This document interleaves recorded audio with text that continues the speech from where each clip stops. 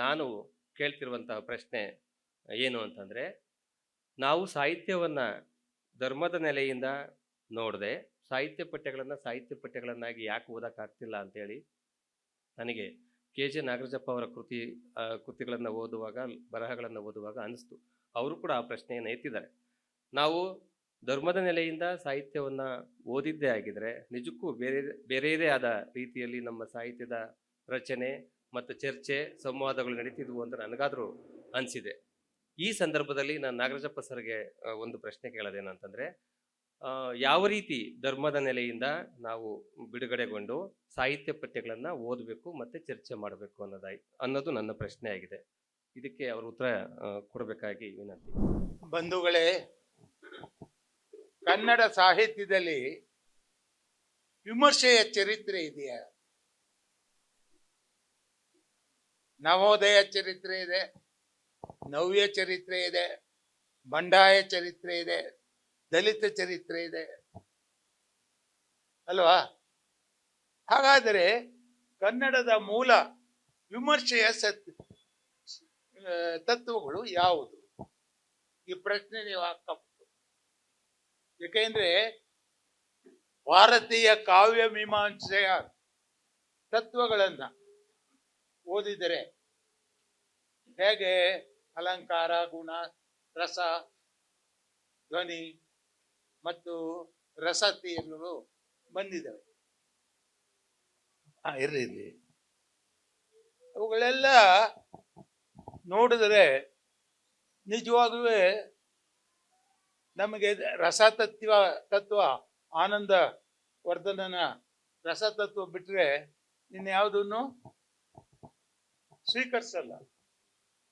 ಆ ರಸತತ್ವದ ದೃಷ್ಟಿಯಿಂದಲೇ ಸಾಹಿತ್ಯವನ್ನು ಅದು ಟಿ ನಂ ಶ್ರೀಕಂಠಯ್ಯನವರ ವಿಮರ್ಶೆಯ ಪುಸ್ತಕ, ಅದರಲ್ಲಿ ಅವರು ಹೇಳ್ತಾರೆ, ಅದನ್ನ ನಾವು 16 ವರ್ಷಗಳಿಂದ ಇಡೀ ಕರ್ನಾಟಕದ ಎಲ್ಲ ವಿಶ್ವವಿದ್ಯಾನಿಗಳು ಕಾಪಿ ಹೊಡೆದು ಅಧ್ಯಯನ ಮಾಡಿ. ಅದು ನನಗೆ ಅದರ ಮೇಲೆ ಒಂದು ಸ್ವಲ್ಪ ಅಪ್ರಿಯತೆ ಉಂಟಾಯ್ತು. ಯಾವುದು ಅಂತಂದ್ರೆ, ಅವರು ಜಾನಪದ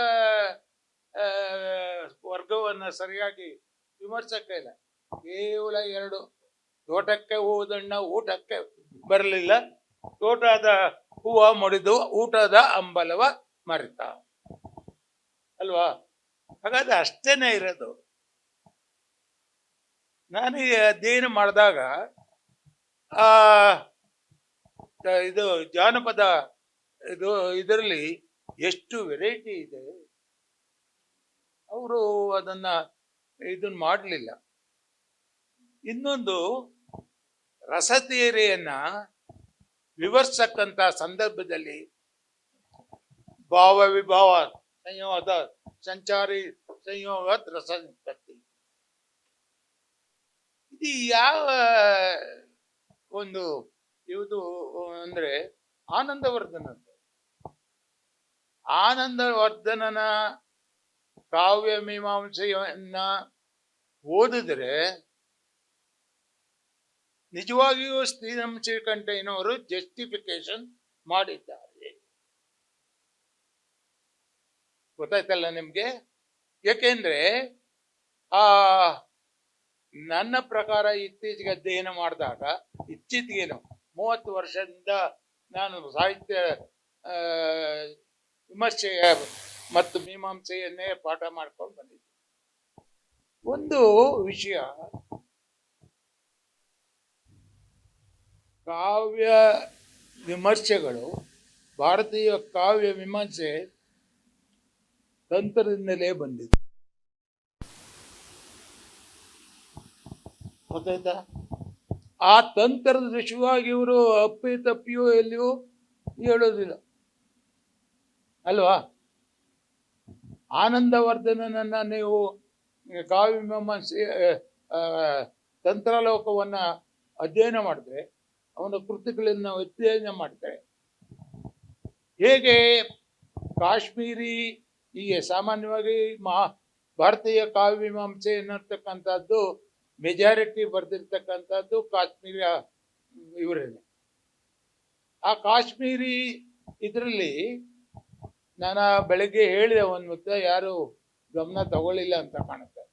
ಏಕೆಂದರೆ ಆ ಕಾಶ್ಮೀರಿ ಶೈವದಲ್ಲಿ ನಮ್ಮ ತಮಿಳು ಸಿದ್ಧಾಂತ, ಶೈವ ಸಿದ್ಧಾಂತ, ಕರ್ನಾಟಕದ ವಚನಗಳು, ಶೈವ ಸಿದ್ಧಾಂತ, ಈ ಮೂರನ್ನು ಕಂಪೇರ್ ಮಾಡಿದೆ ಬೆಳಿಗ್ಗೆ. ಆ ಕಾಶ್ಮೀರಿ ಶೈವದಲ್ಲಿ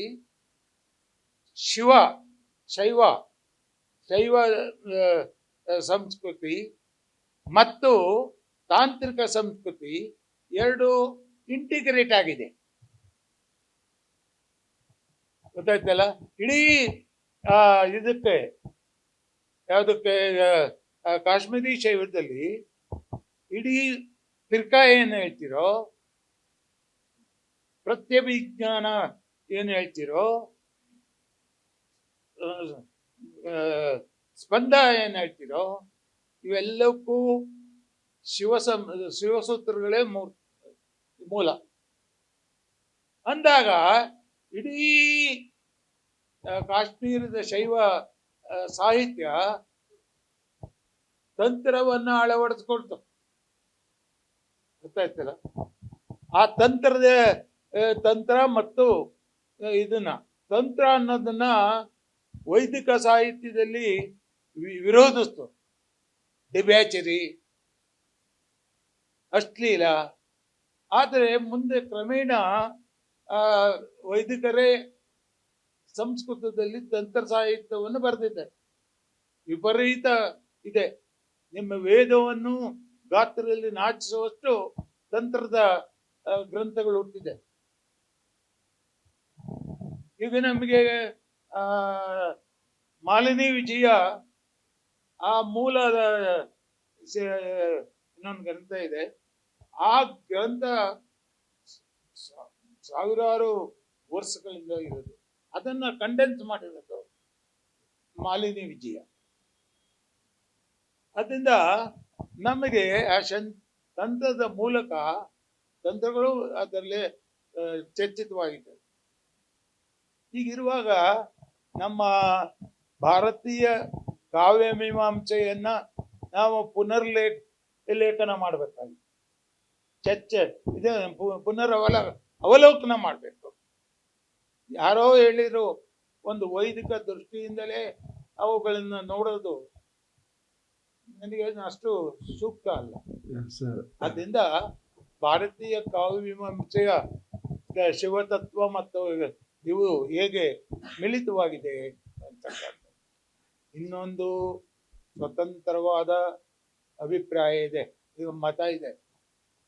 ಆ ಮತದ ವಿಷಯವಾಗಿ ನಾನು ಈಗ ಹೆಚ್ಚು ಹೇಳಕ್ಕೆ ಹೋಗೋದಿಲ್ಲ. ಯಾಕೆಂದರೆ ಮುಂದೆ ಅವರು ಸಂವಾದ ಮಾಡೋದ್ರಿಂದ ಅದು ಮುಂದೆ ನಾನು ಇದುವರೆಗೂ ಅದು ಬಂದೇ ಇಲ್ಲ ಕನ್ನಡದಲ್ಲಿ. ಅದನ್ನು ನಾನು ಪ್ರಸ್ತಾಪ ಹೋಗೋದಿಲ್ಲ. ಯಾಕೆಂದರೆ ಏನೂ ಗೊತ್ತಿಲ್ಲದಲೇ ಅದನ್ನು ಚರ್ಚೆ ಅನಗತ್ಯ. ಅದರಿಂದ ನನಗೆ ಒಟ್ಟಿನಲ್ಲಿ ಒಂದು ಹೇಳಿದೆ. ಆಮೇಲೆ ನವ್ಯ ಬಂತು. ನವ್ಯದವರು ಏನ್ ತಗೊಂಡ್ರು?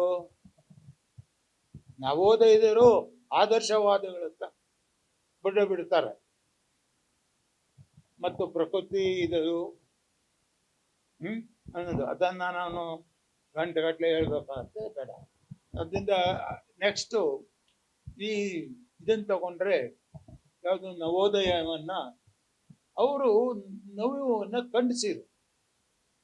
ಆಮೇಲೆ ಅವರು ಸಂಪೂರ್ಣವಾಗಿ ಪಾಶ್ಚಾತ್ಯ ವಿಮರ್ಶೆಯ ಗ್ರಂಥಗಳ ಆಧಾರದ ಮೇಲೆ ರೂಪಿಸಿದ್ರು. ಟಿ.ಎಸ್. ಎಲಿಯಟ್ಟು, ಥಾಮ್ಸನ್ನು ಮುಂತಾದವನ್ನ ಅವರು ಏನು ಅಂತಂದ್ರೆ ಏನು ಇಡೀ ಪಾಶ್ಚಾತ್ಯ ವಿಮರ್ಶೆಯ ಸಮಗ್ರ ವಿಮರ್ಶೆಯ ಕೃತಿಗಳನ್ನ ಅಧ್ಯಯನ ಮಾಡಿ ಯಾವುದು ಕರ್ನಾಟಕಕ್ಕೆ ಸೂಕ್ತವಾದದ್ದು ಅನ್ನೋದನ್ನು ಆರಿಸ್ಕೊಂಡ್ರು. ಇಲ್ಲ, ಅವರೇನಿದ್ರು ಟಿ.ಎಸ್. ಎಲಿಯಟ್ಟು ಭಾರತೀಯ ವಿಷಯವನ್ನು ಚರ್ಚಿಸಾನೆ ತಗೊಳ್ಳಿ. ಅಲ್ವಾ? ಈ ತರ ತಗೊಂಡು ತಮಗೆ ಅನುಕೂಲವಾದಂತ ಕನ್ನಡಕ್ಕೆ ಹೊಂದುತ್ತದೆಯೋ ಇಲ್ಲವೋ ಎಂಬ ಸೂಕ್ತ ವಿಮರ್ಶೆಯ ಮಾಡದೆ ವಿಮರ್ಶೆಯ ತತ್ವಗಳನ್ನು ಹೇಳೋದು. ಆದರೆ ನವೋದಯ ವಿಮರ್ಶೆಯಲ್ಲಿ ನವೋದಯ ಕರ್ತುಗಳೇ ವಿಮರ್ಶಕರು ನೋಡಿ. ಹೆಚ್ಚಿಗೆ ಗೋಂಬ ತಗೊಳ್ಳಿ, ಜಿ ಎಸ್ ಶಿವರುದ್ರಪ್ಪನ್ ತಗೊಳ್ರಿ, ಆಮೇಲೆ ಅನಂತಮೂರ್ತಿ ತಗೊಳ್ಳಿ, ಅಲ್ವಾ? ಅವರೇ ವಿಮರ್ಶಕರು, ಅವರೇ ಪೊಯಿಟ್ರಿ ಬರೆಯೋರು, ಕತೆ ಬರೆಯೋರು, ಕಾದಂಬರಿ ಬರೋರು. ನವೋದಯದಲ್ಲಿ ಕರ್ತೃಗಳೇ ವಿಮರ್ಶಕರು ಹೌದು. ಆದ್ರಿಂದ ವಿಮರ್ಶೆ ನಾವು ಮುಕ್ತವಾಗಿದೆ, ತೂಕವಾಗಿದೆ ಅಂತ ತಗೊಳಕ ಆಗೋದಿಲ್ಲ. ಯಾಕಂದ್ರೆ ಇಟ್ ಇಸ್ ಅನ್ ಐಡಿಯಲ್, ಅಷ್ಟೇ ಆದರ್ಶದ ಇದು. ಆದ್ರೆ ಇವರು ಒಂದು ಕ್ರಿಟಿಕಲ್ ಆದ ಇದನ್ನು ಮಾಡಿರು. ಕೃತಿಯನ್ನೇ ಮೂಲವಾಗಿ ತೆಗೆದುಕೋಬೇಕು, ನಾಟ್ ದಿ ಆಥರ್. ನಮಗೆ ನವೋದಯ ಹಳೆಗನ್ನಡದಲ್ಲಿ ತೆಗೆದುಕೊಂಡಾಗ ಕತ್ತು, ಕೃತಿ ಇತ್ಯಾದಿಗಳಂತ ಇದು, ಅವನೆಲ್ಲಿ ಹುಡ್ತಾ, ಆ ಜಾತಿ, ಇವೆಲ್ಲ ನಾವು ನೋಡೋ. ನೆಕ್ಸ್ಟ್ ಅದು ಇಲ್ಲ. ಇವರು ದಿ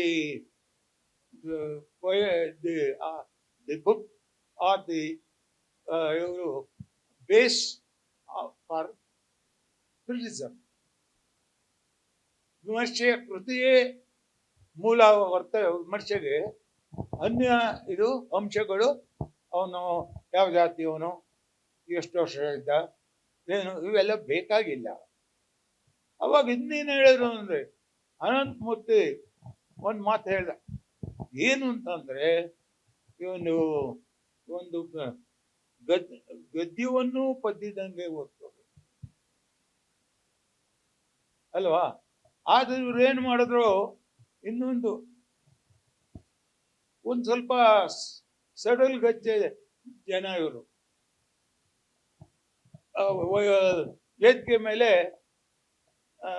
ನಾನೆಷ್ಟು ಕುಡಿತೀನಿ, ನೀನೆಷ್ಟು ಕುಡಿತೀಯ ಇತ್ಯಾದಿಗಳನ್ನ ಮುಚ್ಚು ಮರೆ ಇಲ್ಲದೆ ಬಿಚ್ಚು ಮನಸ್ಸಿನಿಂದ ಚರ್ಚಿಸ್ತಾ ಇದ್ದರು. ಆಮೇಲೆ ಎಷ್ಟು ಫ್ರೀಯಾಗಿ ನೀನು ಹೆಂಗಸರ ಜೊತೆ ವ್ಯವಹರಿಸ್ತಿ, ನಾನೆಷ್ಟು ವ್ಯವಹರಿಸ್ತೀನಿ. ಇವೇನಾಯ್ತು, ಕನ್ನಡಕ್ಕೆ ಯಾವ ರೀತಿಯಲ್ಲೂ ಹೊಂದಿಕೊಳ್ಳದ ಅಂಶಗಳು. ಆಗಿನ ಕಾಲದಲ್ಲಿ ಹೇಗೆ ಇದಾಯ್ತು ಏನು, ಇನ್ನು ಇವೆಲ್ಲ ಬ್ರಾಹ್ಮಣರ ಪ್ರಧಾನವಾದ ಅಂಶಗಳು ಅಂತ ಹೇಳಿ ಅದನ್ನ ಈ ಶೂದ್ರ ಗುಂಪು ಇತ್ತು. ನಮಗೆ ಈ ಅವಕಾಶ ಇಲ್ಲ, ನಮ್ಮನ್ನು ತಳ್ಳಿಬಿಟ್ಟಿದ್ದಾರೆ ಇವರು ಎಲ್ಲ. ಅನಂತಮೂರ್ತಿ ಮತ್ತು ಅಂಡಕೋ ಬ್ರಾಹ್ಮಣರು ಅಷ್ಟೇ. ಆವಾಗ ಏನಾಯ್ತು, ಬಂಡಾಯ ಸಾಹಿತ್ಯ ದೇವಾಂಗ ಸಂಘದಲ್ಲಿ ಸೇರ್ತು. ಆ ಸೇರಿದಾಗ ಕಾವ್ಯವಾಗಲಿ ಕಾವ್ಯ ಖಡ್ಗವಾಗಲಿ ಅಂತ ನಮ್ಮ DR ನಾಗರಾಜ್ ಅವರ ಒಂದು ಸ್ಲೋಗನ್ ಅಲ್ವಾ, ಅದು ಹುಟ್ಟು. ಅಲ್ಲಿ ಏನಾಯ್ತು ಅಂದ್ರೆ ಒಂದು ಪ್ರಶ್ನೆ, ಕಾವ್ಯ ತತ್ವಗಳು ಕುರಿತಾಗಲ್ಲ, ಬ್ರಾಹ್ಮಣರನ್ನ ದ್ವೇಷಿಸಬೇಕು, ಬ್ರಾಹ್ಮಣರ ಕೃತಿಗಳನ್ನ ದ್ವೇಷಿಸಬೇಕು. ಆಮೇಲೆ ಇನ್ನೊಂದು ಏನು ಅಂತ ಅಂದ್ರೆ, ಬ್ರಾಹ್ಮಣರನ್ನ ಬಂಡಾಯ ಸಾಹಿತ್ಯಕ್ಕೆ ಸೇರಿಸ್ಬೇಕು ಬ್ಯಾಡ. ಇದು ಚರ್ಚೆ ಅತ್ಯಂತ ಮುಖ್ಯವಾಯಿತು. ಹೀಗಾಗಿ ಒಂದು ಯಾವ ಡೆವಲಪ್ಮೆಂಟ್ ಇದರಲ್ಲಿ ವಿಮರ್ಶಾ ಕ್ಷೇತ್ರದಲ್ಲಿ ಬರಲಿಲ್ಲ. ಹಳಬರು ಬರೆಯೋರು, ನವೋದಯದಲ್ಲೂ ಬರೆಯೋರು, ನವೋದಯದಲ್ಲೂ ಬರ್ತಾರೆ. ಬಂಡಾಯ ಸಾಹಿತ್ಯನ ವಿರೋಧಿಸ್ತಾರೆ ಜಾಸ್ತಿ. ಯಾಕಂತ ಅಂದ್ರೆ ಆ ಬಂಡಾಯದಲ್ಲಿರೋರು ಶೂದ್ರರು, ಅವಾಗ ಏನಾಯ್ತು, ವಿಪರೀತ ಚರ್ಚೆ ಆಯ್ತು. ಬ್ರಾಹ್ಮಣರನ್ನು ಸೇರಿಸಬಾರ್ದು ಬಂಡಾಯಕ್ಕೆ ಅನ್ನೋದು ಒಂದು ತೀರ್ಮಾನ. ಯಾರ್ದು ಕಾಮೆಂಟು? ಪ್ರಧಾನ ಇದು ಆವಾಗ ಬಂಡಾಯ ಅಂದ್ರೆ ರೆಬಲ್ ಅಂಡ್ ಪ್ರೊಟೆಸ್ಟ್. ಹಾಗಾದ್ರೆ ಸಾಹಿತ್ಯ ಕೃತಿಗಳಲ್ಲಿ ಪ್ರೊಟೆಸ್ಟ್ ಇಲ್ವೋ? ಅದಕ್ಕೆ ಪ್ರೊಟೆಸ್ಟ್ ಆದ ಇದನ್ನ ವಿರೋಧಿಸ್ಬೇಕ? ಈ ಪ್ರಶ್ನೆ ಬಂತು. ಈ ಯಾವಾಗ ಬ್ರಾಹ್ಮಣರನ್ನು ಬಂಡಾಯಕ್ಕೆ ಸೇರಿಸಬಾರ್ದು ಅಂತ ತೀರ್ಮಾನ ಮಾಡಿದ್ರು, ಆವಾಗಲೇ ಈ ಕಮ್ಯುನಿಸ್ಟ್ ನಲ್ಲಿ ಹೆಚ್ಚಿಗೆ ಬ್ರಾಹ್ಮಣರಿದ್ರು, ಅವ್ರು ತಿರುಗಿ ಬಿದ್ದರು. ಅವಾಗ ಈ ಹಿರಿಯ ಲೇಖಕರಾದ ಪೂತಿ ನರಸಿಂಹಾಚಾರ್ ಮುಂತಾದವರು ತೂತು ಈಗ ಇದು ಏನು ಬಂಡಾಯ ಅನ್ನೋದು ಇರಬಾರ್ದು, ದ್ವೇಷ ತಂದಾಗುತ್ತೆ, ಇಡೀ ಸಾಹಿತ್ಯದಲ್ಲಿ ಒಂದು ಕ್ಲೀಶೆ ಆಗುತ್ತೆ ಅಂತ ಇಡೀ ಬ್ರಾಹ್ಮಣ ಲೇಖಕರು ತಮ್ಮ ತೀವ್ರವಾದ ವಿರೋಧವನ್ನ ವ್ಯಕ್ತಪಡಿಸಿದರು. ಆ ಬಂಡಾಯ ಏನಾಯ್ತು, ಒಂದ್ ಸ್ವಲ್ಪ ಅದಕ್ಕೆ ಲಕ್ಷಣ ಏನು, ಬಂಡಾಯ ಸಾಹಿತ್ಯಕ್ಕೆ ಲಕ್ಷಣ ಗುರುತಿಸ್ಬೇಕಾಗುತ್ತೆ. ಸ್ಪಷ್ಟವಾಗಿಲ್ಲ, ವಿರೋಧಿಸೋದಷ್ಟೇ. Protest, the literature of protest. ಅಲ್ಲಿ ಇನ್ನೊಂದು ಏನಾಯ್ತು ಅಂದ್ರೆ, ಈ ಬಂಡಾಯ ಸಾಹಿತ್ಯದಲ್ಲಿ ಏನಪ್ಪಾ ಅಂತ ಅಂದ್ರೆ, ಈ ಒಕ್ಕಲಿಗರ ಬರಹಗಾರರು ಮತ್ತು ಲಿಂಗಾಯತ ಬರಹಗಾರರೇ ಡಾಮಿನೆಂಟ್. ಈಗ ಆ ಬ್ರಾಹ್ಮಣರಿಗೆ ಸಿಕ್ತಕ್ಕಂತ ಸೌಲಭ್ಯಗಳೆಲ್ಲ ಲಿಂಗಾಯತ ಬರಹಗಾರರಿಗೆ ಸಿಕ್ಬೇಕು, ಮತ್ತು ಯಾರಿಗೆ? ಲಿಂಗಾಯತರು ಮತ್ತು ಒಕ್ಕಲಿಗರು ಡಾಮಿನೆಂಟ್. ಈ ಬಂಡಾಯದಲ್ಲಿ ಹರಿಜನರನ್ನು ಉಪಯೋಗಿಸ್ಕೊಂಡಿದ್ರು, ದಲಿತರನ್ನ. ಅವ್ರಿಗೇನಾಯ್ತು, ಇವ್ರು ನಮ್ಮನ್ನು ಉಪಯೋಗಿಸ್ಕೊಂಡು ನಮಗೆ ಮೋಸ ಮಾಡೋರಲ್ಲ. ಯಾರು? ಈ ಬಂಡಾಯಗಾರರು. ಆವಾಗ ಅವರು ಒಂದೇ ಮಾತು ಏನು ಅಂತಂದ್ರೆ, ನಮಗೆ ಬೇಕಾಗಿಲ್ಲ ನಿಮ್ಮ ಒಕ್ಕಲಿಗರು ಮತ್ತು ಲಿಂಗಾಯತರು ನಮ್ಮನ್ನು ಬಳಸ್ಕೊಂಡು ದುರುಪಯೋಗಪಡಿಸೋದನ್ನ ಸಾಹಿತ್ಯವನ್ನ. ಹಾಗಾದ್ರೆ ಬ್ರಾಹ್ಮಣರನ್ನ ಅದೇ ಕೆಲಸ ಮಾಡಿದ್ರು. ನೀವಿನ್ನ ಯಾವ ಪ್ರಗತಿ ಚಿಂತನೆಗಳನ್ನ ಹೇಳಿದ್ವಿ ಅಲ್ವಾ? ಸಮಗ್ರ ಜನಗಳನ್ನ ಕೂಡಿಸ್ಕೊಂಡ್ರು ಅಂತ ಹೇಳಿ ಭಿನ್ನಾಭಿಪ್ರಾಯ ಮಾಡಿ ಬೆಂಗಳೂರಿನಲ್ಲಿ ದಲಿತ ಸಾಹಿತ್ಯ ಅನ್ನೋದೊಂದು ಸ್ಟಾರ್ಟ್. ಅವಾಗ ದಲಿತರು ಮತ್ತು ಬಂಡಾಯಗಾರರಿಗೂ ತೀವ್ರವಾದ ಘರ್ಷಣೆ ನಡೆಯಿತು. ಬಂಡಾಯ, it is includes Dalit also. ಅವಾಗ ಇನ್ನೊಂದು ಪ್ರಶ್ನೆ ಬಂದಲ್ಲಿ, ದಲಿತ ಯಾರು? ಹೂ ಈಸ್ ದಲಿತ? ಆ ಶೋಷಣೆಗೆ ಒಳಗಾದವನು ಲಿಂಗಾಯತನಾಗ್ಲಿ ಒಕ್ಕಲಿನಾಗ್ಲಿ ಇದು ಅವರು ದಲಿತನೋ, ಅಥವಾ ದಲಿತನಾಗಿ ಹುಟ್ಟಿದವನು ದಲಿತನೋ? ತೀವ್ರವಾಗಿ ಚರ್ಚೆ ಆಯ್ತು. ಸಿದ್ದಿಗಯ್ಯ ಅವರು ಇದೆಲ್ಲ ಓದಿಲ್ಲ ಅಂತ ಅವರು ಬರೆದ್ರು. ಅದು ಅವ್ರ ಜಾತಿನೇ ಇಕ್ಕಂಗೆ ಓದಿ ಹಂಗಾಗ.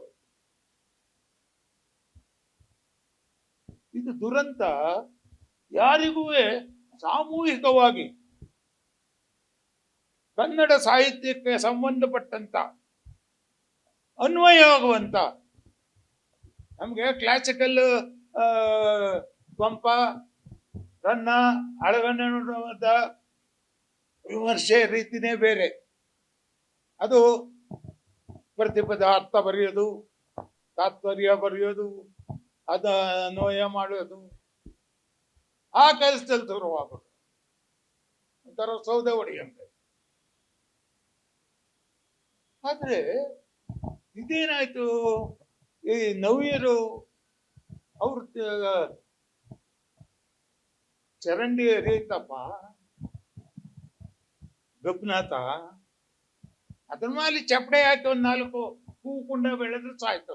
ಅದೇ ಆದರ್ಶ, ಅದೇ ನವ್ಯ.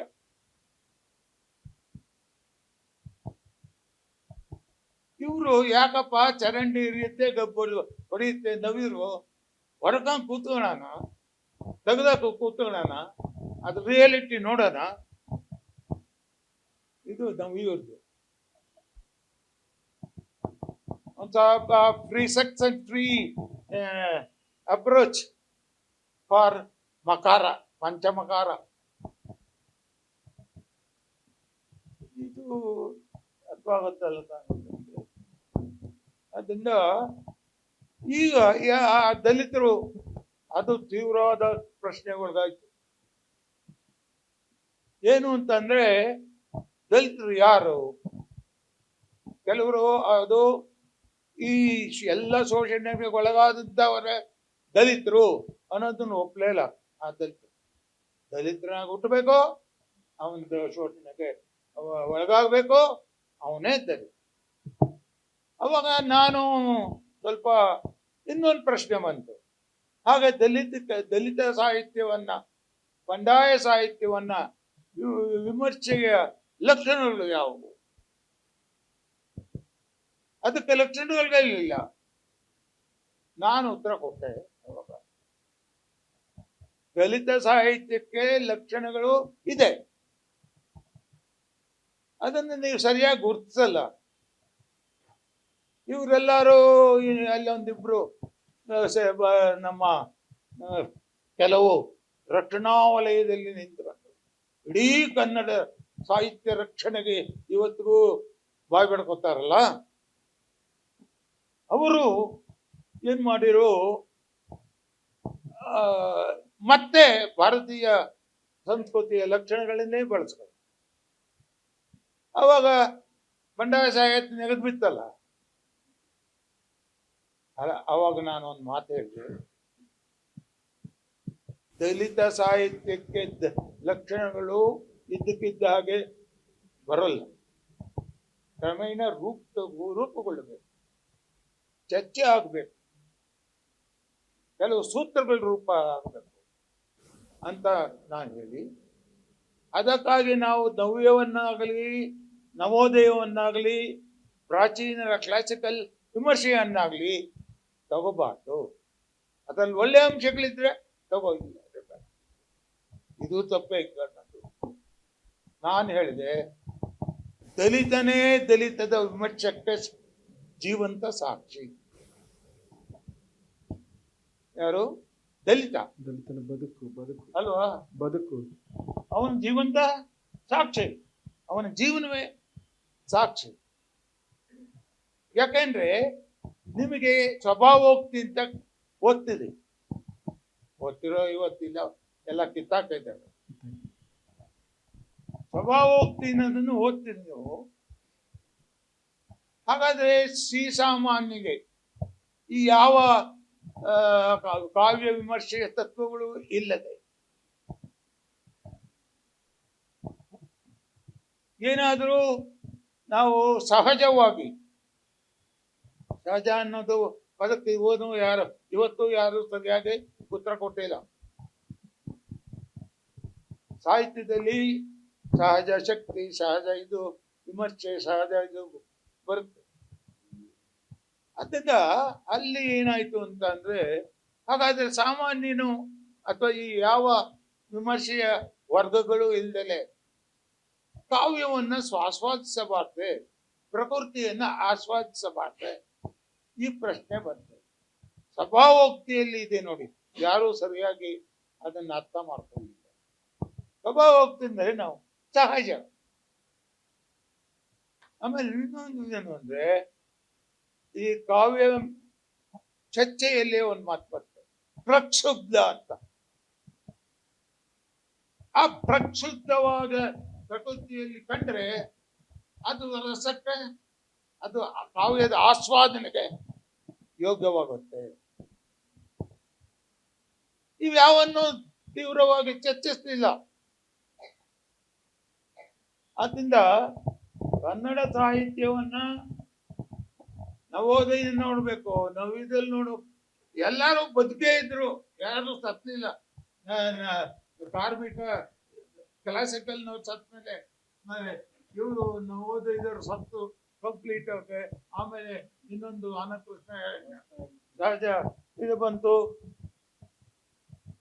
ಅದು ಇದಾಗ್ಲಿಲ್ಲ.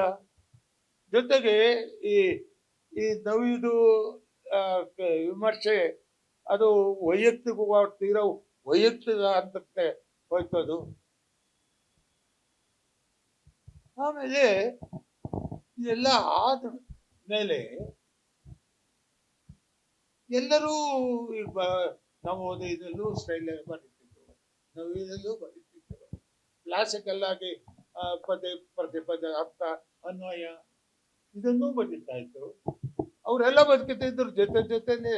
ಆದ್ರೆ ಯಾರು ಖಚಿತವಾದ ಒಂದು ನೆಲೆಯನ್ನ, ಒಂದು ದಾರಿಯನ್ನ ಇದು ಕಂಡ್ಕೋಬೇಕು ಅನ್ನೋದು ಆಗ್ಲಿಲ್ಲ.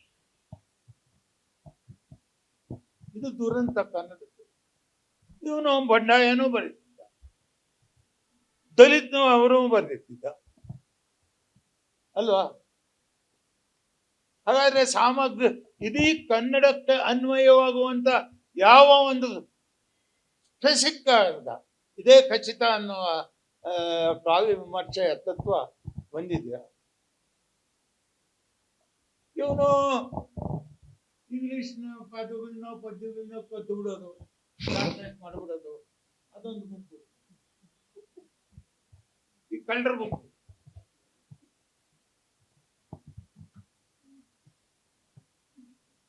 ಏನ್ ಮಾಡೋದು? ನಮ್ಮ ಕಾವ್ಯ ಮೀಮಾಂಸೆಯ ಪರಿಭಾಷೆಯ ಅಭಾವ ಮತ್ತು ಪ್ರಕ್ಷುಬ್ಧ. ಈಗ ಇದ್ದಾಗ ಇದು ಯಾವುದು ಅಗ್ನಿ ಪರ್ವತ, ಸುನಾಮಿ, ಮಳೆ, ಲಕ್ಷಾಂತರ ರೂಪಾಯಿ ಸತ್ತೋಗ್ತಾರಪ್ಪ, ಸಿಡ್ಲು ಬಡಿಯುತ್ತಪ್ಪ. ಆಮೇಲೆ ಒಳ್ಳೆ ಒಂದು ದೇವರು ರುಜು ಮಾಡಿದ್ದಾರೆ, ಆ ಸುಖದ ಅನುಭವ ಆಗುತ್ತಪ್ಪ ಅಲ್ವಾ? ಮಾಂಚಿ ಬಂದ ದರ್ಶನ ವಿಮರ್ಶೆ ಯಾರು ಅನುಸರಿಸಲಿಲ್ಲ. ಮನಸ್ಸಿಗೆ ಬಂದ ಹೊಡೆಯೋದು.